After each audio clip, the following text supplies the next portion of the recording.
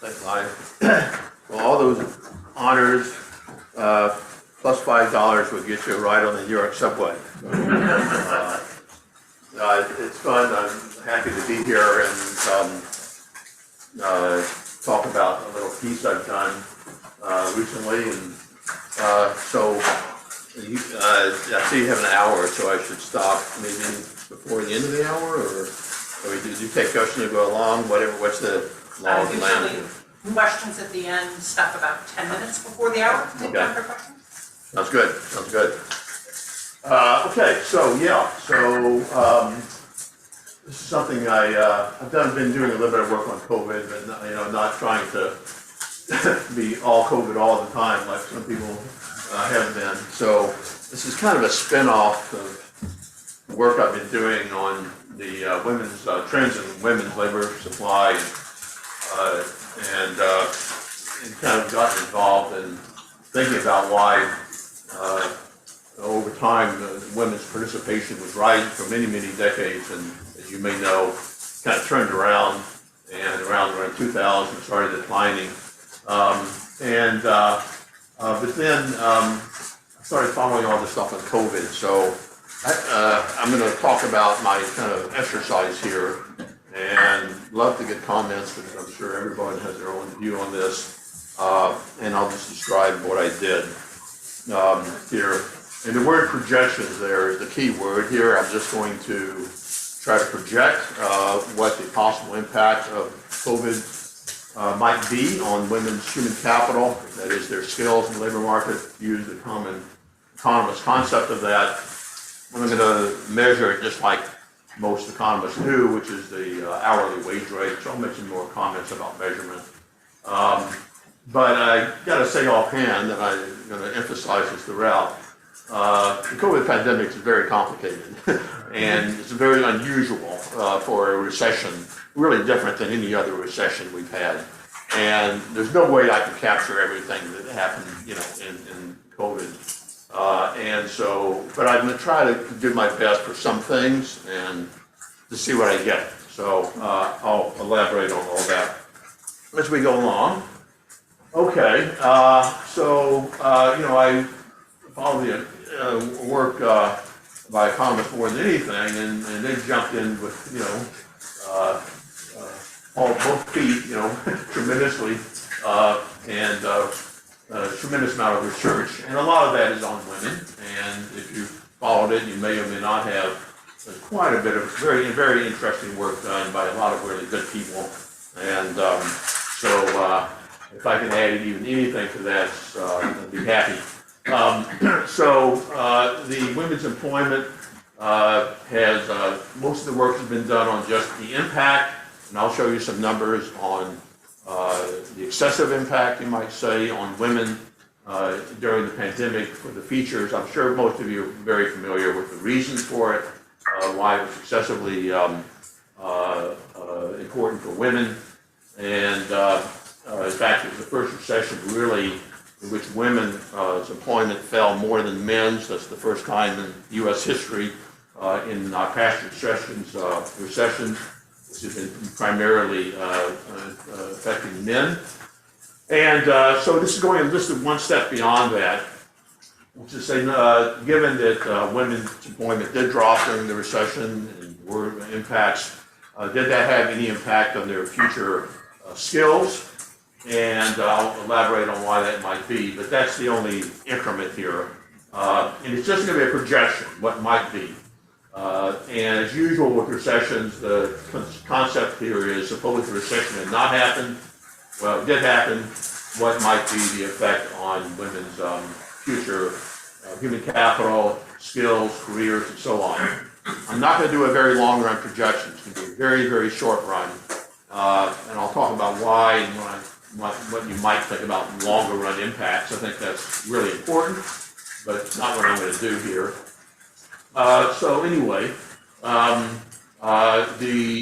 Surprisingly, even though you would think that the impact of recession, something economists have been studying for 100 years, the business cycle, the impact on individuals' long-run earnings and employment is not actually a very large, heavily studied topic. I don't really have it on the slides here, but there's really only one area that economists have really focused on, and it's really not that old, only about the last 10 years. It's called the scarring effect of recessions, and it has to do with really part of the mass layoff. If the firms close down or really have major declines in their employment and let people go, what's the long-run impact of that? And the kind of simple finding, kind of very surprising finding, we had long-run impacts. It takes years and years to recover from that kind of downturn. So that's the only literature that I'm familiar with, and most of that's on men too, and not women. So if you look at the literature in economics on women, really the only place is human capital.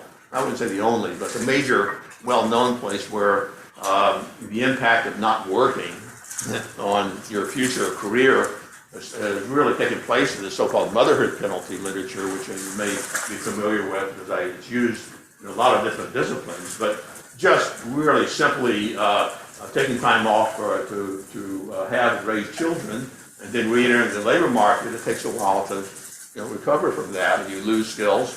And there's a very large literature on exactly how much that is. And once again, I mean, the impacts to be, negative impacts to be quite long-lasting. And there's kind of very interesting literature, developing that literature on whether the impact is greater for more educated women than you might think less educated women would have greater negative impacts. Some of the stuff I've read says that women who were college educated in very professional jobs kind of lose the contacts, that they have, and kind of get off that job ladder, such as it is, even more than lower educated women. Anyway, that's not what this paper is about, but it's the only literature I'm familiar with specifically on women and the impact of not having a job for a while on your future career ladder and human capital. So first of all, a lot has been written on the impact of the pandemic on women, including in the popular press, where it's been called a she-session, not a word I particularly like, but that's been used by journalists, and basically for two reasons. Number one is the particular sectors that were affected by COVID are ones where women are disproportionately employed. So you're talking about leisure, hotels, motels, resorts, hospitality more generally, transportation, airlines, for example, shut down, and of course retailing, restaurants too, and things like that. So that's one reason. And the other was that schools and childcare facilities also had to shut down and were very slow to reopen. And at least for women with children, that had a very major impact. So both of these things are disproportionately affecting women. April 2020, that's really only about 6 weeks after the real shutdown began for the pandemic. The employment rate of women dropped. It was already 23% below 12 months earlier than that. And for men, not nearly anything like that magnitude. Now, on the other hand, I don't think I have it here, but the women also recovered much faster than men too. And part of the unusual aspect of the pandemic was that it was very sudden and very severe, but it also recovered pretty fast. And I'll show you a graph just comparing the pandemic recession to past recessions. You'll see how dramatically different it means. I'm not really going to be able to capture that timing difference between the pandemic and past recessions, but could very well be pretty important. So anyway, so what else? So what I'm going to do here is this is kind of a heroic exercise, I'm just going to go to past recessions, okay? And like I said, this hasn't even been looked at. But I'm going to go over the past recession in the U.S. and I'm going to look at the impact of that on women's wages later, and depending on how much employment dropped, did it affect their job ladder and their wages later? And then I'm just going to take those results from past recessions and do a projection. The title has that word projection in it. It's all projection. Just you have a model, you have some estimates, and you're going to say, what if this model is right? And if it still were to capture everything important, what were the impact? So I want to emphasize the hypothetical, nature of this exercise. Maybe we can talk about at the end. I think it's going to be impossible to actually, 10 years from now, actually estimate what I'm doing here. The recession is very complicated. Things changed rapidly in 2021. They changed again in 2022. I think it's going to be very tough. Not to say this is necessarily the only way to address the problem. Anyway, I'm just going to go over the past. Now, having said that, part of what I'm going to try to do here is go back and I'm going to try to capture as many things about the COVID pandemic as I can in the past. So I'm going to look at drops in these COVID impacted industries like transportation and retailing. I'm going to come up with some estimates on the impact of school and childcare closures, because that's never happened. There's no historical experience on that. So I'm going to take some estimates and try to estimate that. So I'm going to try to build in as many things special about COVID that might make it different than past recessions. I can't capture everything, and then I have a slide at the end. Here are the 20 things I haven't been able to capture, but at least some of these major things. I'm also going to classify women into occupations that are telecommutable or not. Of course, that's been a big issue. And that's not going to work out very well because occupations that are today telecommutable, weren't necessarily telecommutable, 20 years ago. I'm not going to find very much for that one, for example. And then come up with some estimates. So that's, like I said, admittedly speculative, can't capture everything. So we can talk about what you might do in the future, other people might do in the future. So here are the estimates. First of all, I just do a quick look at the data, and it doesn't look like that the impact on more educated women is very large at all, and it's mostly less educated women.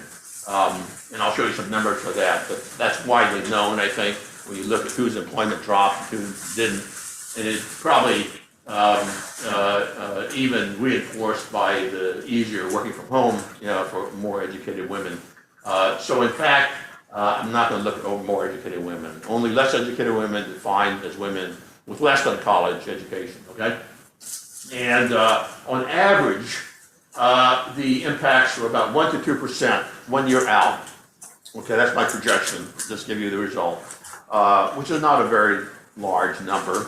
And given that, at least the past evidence on this other literature that seems to show that the immediate impacts are kind of large and then you start recovering over time. If the immediate impact is only 1 to 2%, then the longer term impact may not be very, very large.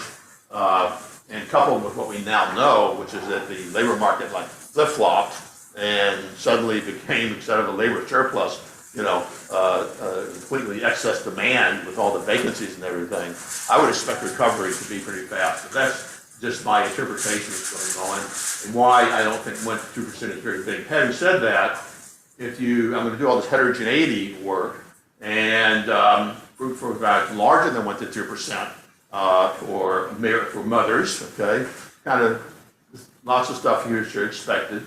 Smallest for childless women. If you were working in one of these industries, the wage loss is larger. If you actually had school-age children, when I do my calibrations to simulate that, it's possibly even larger. And actually, that should be 30%, not 50%, but 30% large too. Now again, that's immediate. It's just immediate impact, short-run impact. So there may be a recovery from that, but still. There are some women in certain characteristics whom I'm projecting have pretty significant losses from this. Okay, so just a little background here. Here's that I said I wanted to show you how different the pandemic was than past recessions. So this is the unemployment rate, and it's called a V-shaped recession. It's you flip-flop that employment to V, but anyway, very rapid increase, very rapid decline. A lot of people try to compare it to the Great Recession. You see how gradual the unemployment rate rose in the Great Recession. And Great Recession was also very atypical in the length of the recovery. It took years, 20 years, about 5 years to really get back to where they were before. And these were all the other recessions from 48 to. You can see most of them are kind of short, and occasionally you get long tails. But, so the pandemic was different, but the magnitude of it obviously very much larger in the short run. The increase in unemployment rate we went to double digits. I think these others are, because the Great Recession went, I'm not sure why that doesn't show, it must be averaged. It had a double digit for a while, but anyway. So what about the employment rates? So this is 2020. So in spring of 2020, that's average over a few months there, but still, the biggest declines, let me see the corner here, 5% reduction in employment for women with children, married women with children. So that's the largest, but also large is single women without children. And if you think about that, a lot of single women without children work for the airlines, okay, and they're also maybe waitresses and stuff like that. So that's probably where that's coming from. Over time, the most of them declined, except for, interestingly enough, the single women without children, and which is by the fall of 2020, they had not recovered, as much as women of other marital and child statuses. So, given this difference, and given how important the children are to the whole pandemic, I'm going to stratify by these four categories. Everything is going to be separately for married women and unmarried women. And I'm going to find some interesting stuff. Single mothers, I've worked on some. Smallest impacts, were for single moms. They have lower employment rates to begin with than single women, but still, women without children. Can I ask a clarifying question? Yeah, sure. Is this the change within the season, so that the cumulative change from spring through fall in the first row is like 13 points? Yeah, yeah. These are within seasons. Yeah. Okay. Yeah. But they're all declining. Well, actually, not quite declining for some of the middle groups here, but by the fall, they're lower. So so there's a continued drop, but then it's slowing down, and by 2021 it turns around. So I think I have some comments on that somewhere here about the recovery, because into 2021 is when it turned around, and then women got back to where I think by middle 2021 it turned around and rapidly increased. Yes. Employment increased, and women had gotten back to where they were before. But that wasn't until the next year.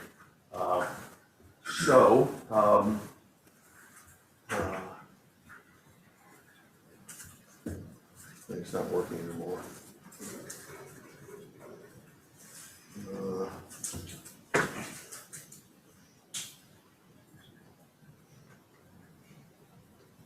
Shouldn't have asked the question. It's not responding anymore. I'm not quite sure why.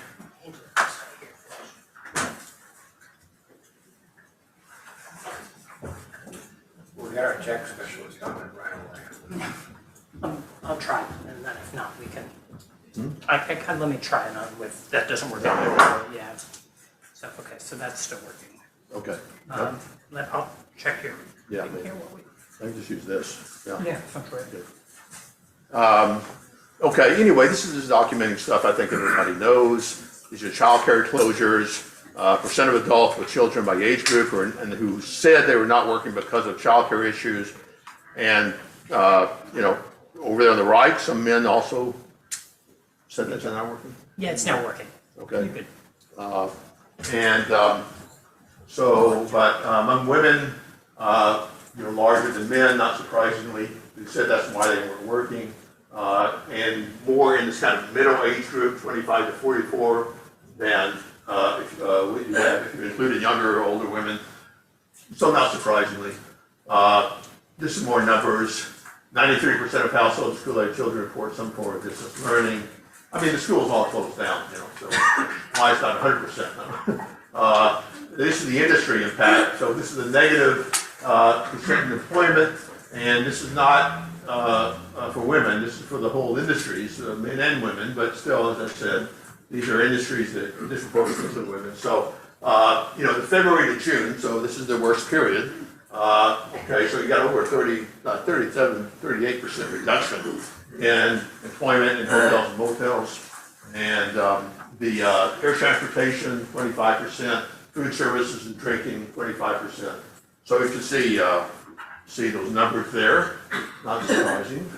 And then some economists have worked trying to classify occupations into ones where you have to show up, you have to be there.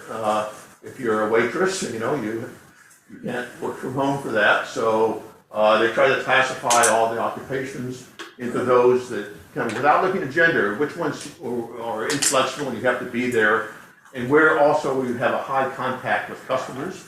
And I'm going to use that classification to kind of look at specific occupational impacts. That's been documented. This one just shows that employment reductions were the larger for low-wage men and women. So that's kind of now 11% reduction. Now these are all pulled from different articles. So over the first year, I guess, 11% reduction for low-wage workers, not anything. In fact, for high-wage workers, by 2021, it had recovered. So, bunch of work on the pandemic. Okay, I'm going to skip some of this stuff. This thing's still frozen again. Okay. So what am I going to do here? So take the panel study of income dynamics, the PSID. They kind of nationally representative panel here in the United States, which I'm guessing most of you are familiar with. Take all the women, okay, 1990 to 2017 is the period I'm going to look at, which captures several recessions. I'm going to stratify the women into these 4 different groups by marital status and when you have children. I said I started off looking at more educated women, didn't find anything there, so just taking lower educated women. About 36K observations. So, okay. And then I'm going to construct all these dummies. Did you work in a COVID impacted industry? That's just the 4 or 5 industries I talked about before, using the industry codes and the PSID. And I also used that paper I talked about before to classify occupations, and whether they're telecommutable or not. Age of youngest child in everything for mothers, preschool, 0 to 6, 6 to 11, and 12 to 17. Spousal earnings are in there. I don't know if I have time to talk about spouses much, but of course, for married women, their husbands were also affected by the pandemic, and some race and ethnicity. So the PSAD has all this stuff. So, but I constructed those 2 variables. So as far as the kind of estimation approach here is 2 equation model. First of all, kind of a classic, labor economics model in which your hourly wage rate is a function of how much you've worked in the past. So you've got past work experience variables. And I did a little bit differently than some of this, the kind of mainstream literature, but that's an old idea. It goes back to Jacob Mincer in economics that as you work more, you accumulate skills, you move up the job ladder, and you acquire seniority, and your hourly wage rate goes up. So your command in the labor market, it's only workers only. So there's a standard Heckman adjustment for that, which I did, which didn't make any difference in anything. And then the second equation is work experience, and each past year of the life is a function of the business cycle. So I have this PSID data, and I have these women, and I'm going to go all the way back, their entire history, okay? Not all the way back, but 25. I'm going to start at age 25 because I figured everybody's out of school by then. And I'm going to know how much they worked at every year of their lifetime up to that. And I'm going to know whether the business cycle was severe that year or not. And try the battery. And so over each woman has a particular history and experienced particular kinds of business cycles over her lifetime. and that's going to affect your cumulative work experience and skills.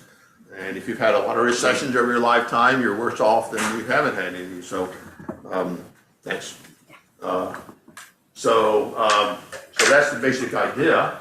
And so it's kind of a two-stage model here where business cycles affect your lifetime work experience, and then that affects your wage. So I'm focusing on recessions, and you'll see that in a second. But so the only math I have here is just the two equations. So the first one is your log of hourly wage rate. Little t there is age, and so there are independent forces, productivity in the economy driving up wage rates, and the capital E or dummies for whether you work. And all those summation signs are saying is I'm going to sum it over all your previous, every year back to age 25. So it's the cumulative experience that you've achieved, which is going to determine how much skill you've acquired up to now. The only reason I have two different summations there is because I'm going to assume that when you worked, what age you worked, has a different impact upon your current skill set than at other ages. And that's the part that you don't see a lot in the literature. If you go back to the original work, the most famous paper in economics on this is by Jacob Mincher and a colleague named Saul Polachek. And they said, women invest in the kind of jobs they have different at different points in their life cycle, when they have children and all kinds of things. So it had kind of a quadratic profile. This simplifies into a quadratic experience if ever under certain conditions, which I won't bother to go into. And then I have this second equation there, which is an equation for whether you work or not in each year of your lifetime. And the capital B stands for business cycle. So the business cycle in every year of your lifetime affects whether you work or not. And then that's going to in turn affect your wages. So it tended to be a pretty simple model.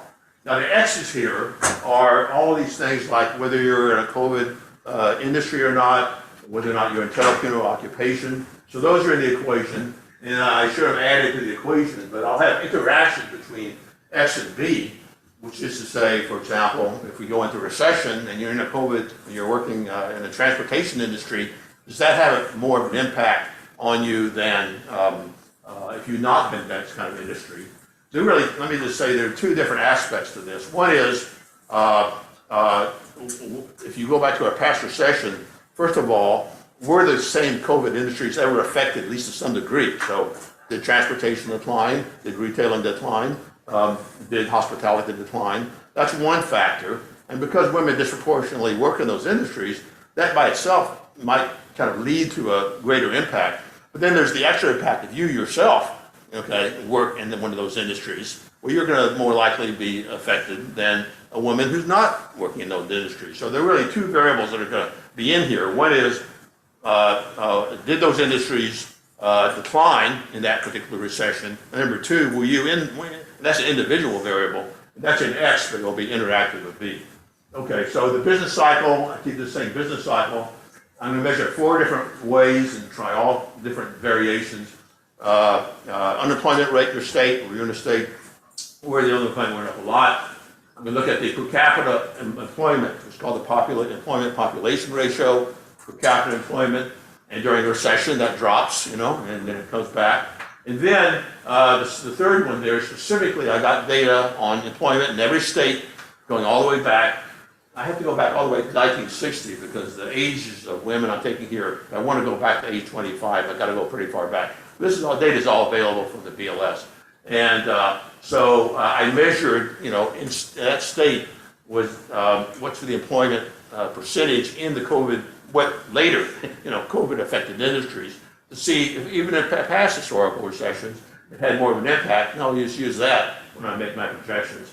And I also have a national recession dummy. So 3 of these are state specific and 1 is national. So those are all the business cycle variables. So looks like the battery did not help here. Oh, sorry. The batteries go out fast, not a lithium battery. So the idea is I go back to all the sessions, estimate all the impacts of business cycle in the past, try to differentiate it by, like I said, by COVID-related variables. Then I go to 2020 and I just say, okay, I know what the actual employment rates, I know that the COVID industries really took a dive, total employment took a dive, we went into a recession, you know, I know all these things, I just plug them in. And then I say, well, what if the recession had never occurred? And we just stayed right where we were in 2019. No drops in employment, no increase in unemployment. And I think I model my forecast wages that way, and the gap is it, that's it. You know, real simple, not complicated at all. That's the impact of the calculated projection. So hopefully it's somewhat interested. Okay, so what I'm not going to do is show you all my equations with about 500 regression coefficients and all the 100 sensitivity tests. So one of the interesting things right off the bat is in my wage equation, I'm looking at the effect of past experience on your wage. And the question might be, well, suppose I get one more year of experience, how much does my wage goes up? And the blue line here, yeah, this is not going to work. So the blue line says the steepest tilt there are married mothers, so that's women who are married and have children.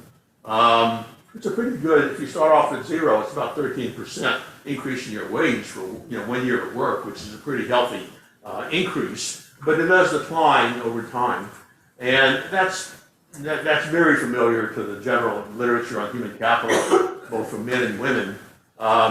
It has one very important implication for COVID and for any recession, which is that if you lose a year of work, okay, who's going to be most affected? Young women. Young women are going to have the greatest negative impact, and losing employment during your early years, when you're just establishing yourself in the labor market and starting to get job experience, is particularly harmful. So that's what that shows, and I'm going to find negative impacts which are greater for younger women. The other kind of orange kind of brown line, which is also negative, is for married women without children. So it also declines, not as steeply. This is kind of interesting. The orange line here is for single moms, and you can ignore the curvature. I don't have confidence intervals here, but basically it's flat. And you might think, well, gosh, single mothers, low skilled, I mean, they're going to be really devastated by this. The fact is that the jobs that single mothers are in have almost no human capital content to begin with, okay?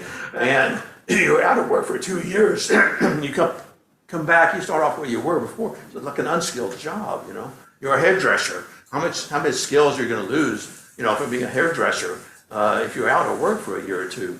And so, interesting enough, I'm not going to find big impact of the pandemic for single mothers because they're bad off to begin with. They weren't losing anything from their very bad situation to begin with. And this is just a preview of that. A little bit greater there for unmarried childless, so single women without children. Okay. I don't know what to say about that other than it's somewhat lower, but still declines. But again, for those women too, the pandemic will affect younger women more than older women. Okay, so that's what I'm just going to find. This kind of shows a lot already. So what I did, I took and I took every one of the 36,000 pooled observations, but about 2,000 or 3,000 women. And I just plugged in all of their characteristics, what state they lived in, whether they had children or not, whether they worked in these industries. And for every woman, I just projected individually that gap, plugging in the 2020 business cycle and then plugging in 2019, taking the difference. And I just plotted the distribution. And starting off here with the unmarried mothers, like I said, they're just, it's a very small, and these are negative numbers. The mean there's actually a positive tail. I'm not sure quite why that is, but basically very narrowly distributed. If you go to married mothers, okay, the mean there, I'm just what the dotted line is about 0.5%. I mean, remember somebody said, about 1% or less on average. But you've got this long tail. Some women who that's going to turn out to have very young children or live in states where the COVID industry really took a nosedive, they had much larger ones. So you could get up to like -2%. Now, they say maybe minus 2% is not big by your standards, but there's a tail of the distribution. And likewise for the married childless. But the other two groups, very, very narrow. But the dotted lines show the mean, so very small effects for single moms, somewhat larger for the married childless, and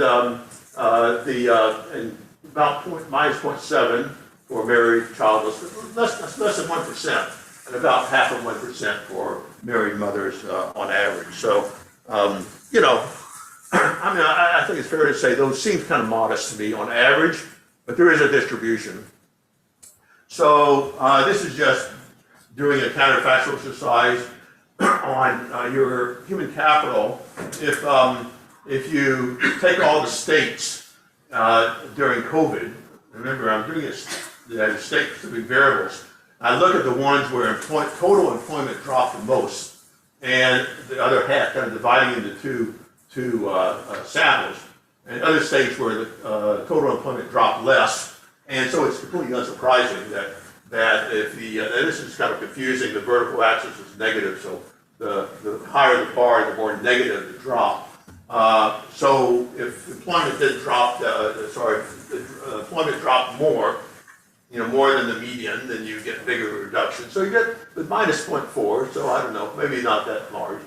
But the big ones are, again, for the married women and for the, single moms. Like, I'm not really finding anything there at all.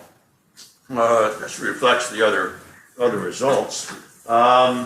This is by COVID employment. Again, if you're in a state where the those COVID infected industries dropped more, that coefficient was very significant, okay?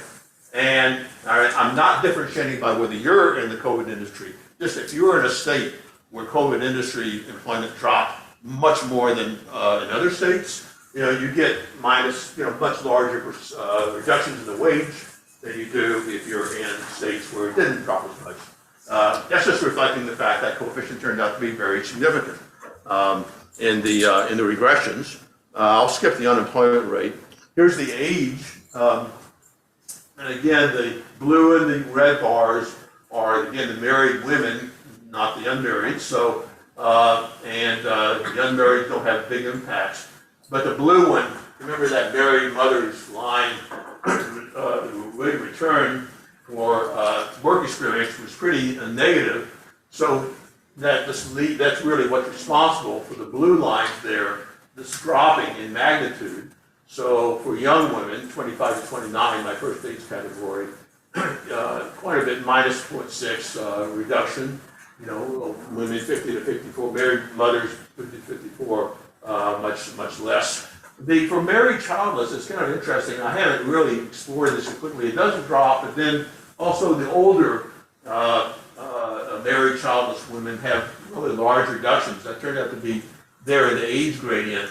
I strongly suspect those are women whose children have left the home, so I haven't differentiated by whether you've had children in the past, and they may have been out of work for quite a while, and suffered because they were coming in with lower levels of experience in recent years, which put them at a place where they should be really acquiring a skill, but because of the recession, were hurt by it.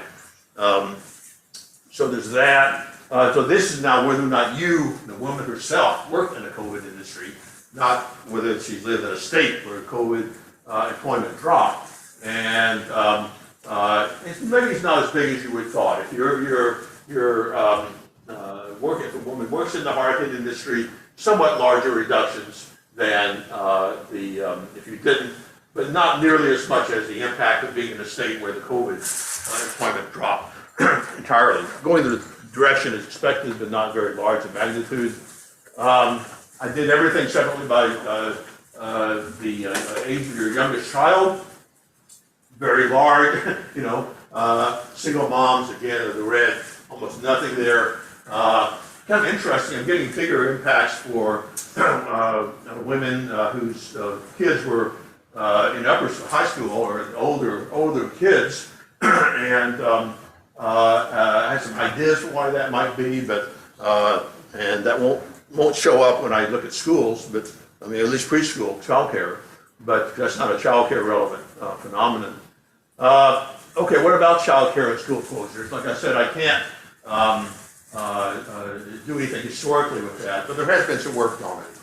And I found 4 studies that have basically used cross-state variation in the closing down of child cares or closing down of schools. There was a lot of variation across states, for political, if not other reasons. And some of these studies have also showed the impact on women's employment of the reopening of schools. And that was also quite a variant, cross-state variance in that.